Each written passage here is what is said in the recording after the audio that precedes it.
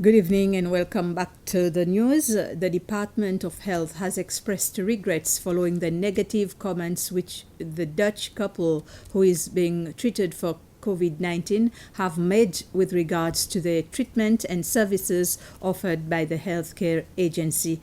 The couple is amongst 8 people who are still being cared for by the healthcare agency. The husband is still in isolation at the Perseverance Treatment Center along with 2 Seychellois, while the wife is amongst 5 patients at the Beauvalon Bay Quarantine Center. Monday, it would be 28 days after the last case was detected, and that marks the maximum 2 incubation period. If by 8 p.m.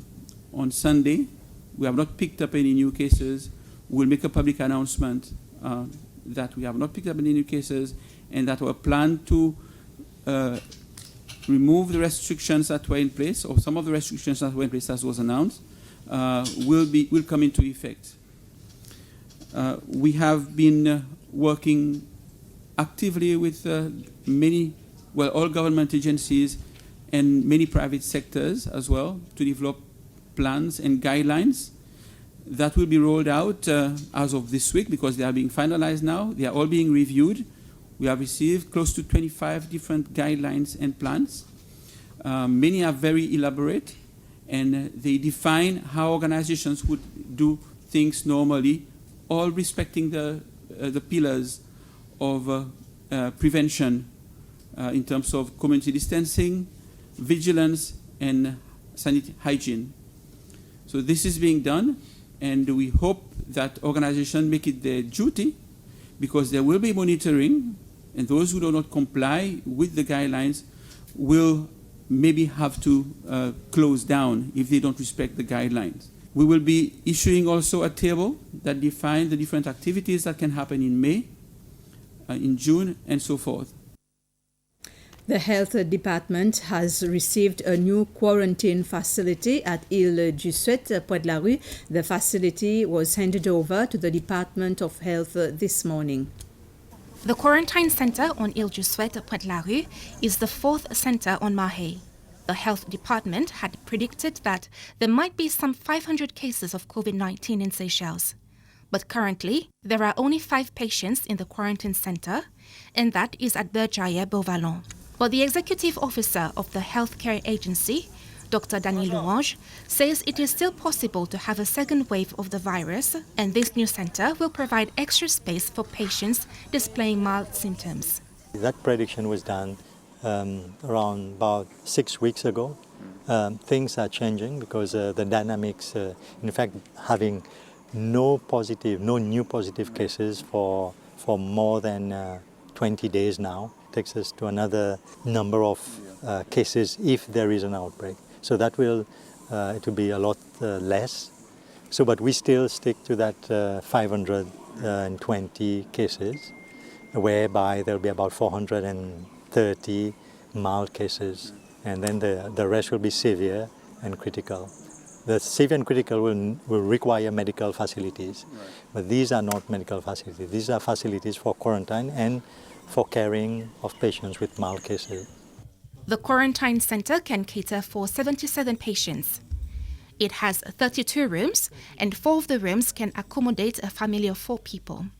It also has a laundry facility and facilities for the healthcare staff. The buildings were previously being used by the military academy, but was run down. It took a month for the Green Island construction to renovate it and add new facilities. The project has cost some 3.5 million rupees in total. The health department will later add a Wi-Fi and television in each room. President Danny Fo visited the facility this morning, along with the Health Commissioner, Dr. Jude Gideon, and Secretary of State for Health, Marie-Pierre Lloyd. After the visit, Mr. Savi handed Dr. Danny Louange keys to the 2 buildings. President Faure also visited the senior management of the Seychelles Port Authority at Newport. That was in the afternoon. From there, he visited the Île-du-Port Handling Services, IPHS, at Zone 14, where he met with the management of the company, which loads and unloads mostly fish. The visit is aimed at extending his support to the essential services during the COVID-19 situation, especially now that the fisheries sector is the pillar of the economy since the tourism sector is at a halt. President Faure also thanked the workers of the two ports for their hard work. Telecommunication company Airtel has donated 1 million rupees to the Department of Health. Airtel's Director General Amadou Dina handed the donation to Secretary of State for Health, Ambassador Marie-Pierre Lloyd, this afternoon. She said the donation would help the Department of Health reinforce its national strategic plan, especially now that the country is dealing with the COVID-19 pandemic. Mr. Dina, on his part, said the department needs private sector support to work together to eliminate COVID-19 in the country. He also congratulated the Department of Health in the way it is handling the COVID-19 situation. Airtel also, as a corporate social company, we cannot stay behind without supporting this good cause. We thought to purchase medical equipments to bring, but we are not specialized in the medical field. We may buy it, not something is not needed.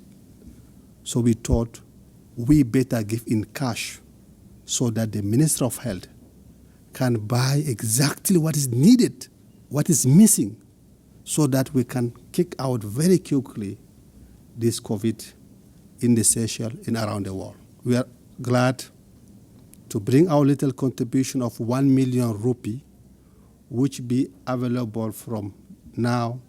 I would like to first say thank you to Airtel for the support that we have received, as you say, from the outset of this outbreak. And now today, again, a generous donation, as we have seen, of 1 million rupees. This will go a long way towards our efforts to strengthen our national response strategy, as you say, to put this outbreak behind us, but also in the eventuality of any new wave or surge. You rightly say we cannot do it alone. And we have had, up to now, a lot of support. The Employment Department says parents have expressed concerns in relation to the announcement made by President Danifo on Monday. Most of them are worrying about what they will do with the kids whilst they resume duty. President Faure announced that work will resume on Monday, the 4th of May. On the 11th and the 18th, daycare and schools will reopen respectively. During a press conference this morning, the Principal Secretary for Employment, Jules Baker, shed light on the issue. Like working parents who have children in childminding or daycare, and which daycare will be open on the 11th of May, they will have to apply to their employer for extension of their special leave until the 11th. So they will have to remain at home until the 11th. The same principle apply for those working parents of children below the age of 15 within the secondary and primary school to apply for special leave. You know, there could be one parent with two children here, one in a daycare or childminding, and one in a secondary or post-secondary.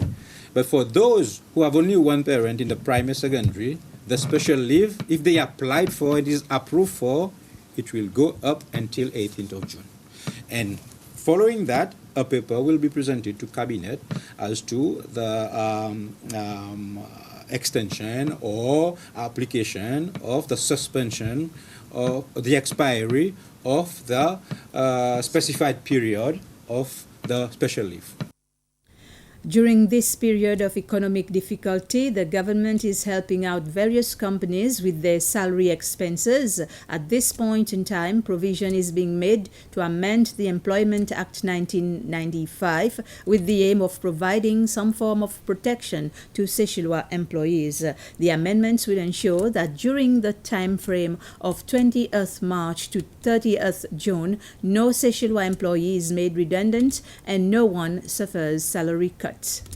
The proposed law is to provide certain protection or prohibition for an employer to defer payment of wages of an employee with or without the consent of the employee.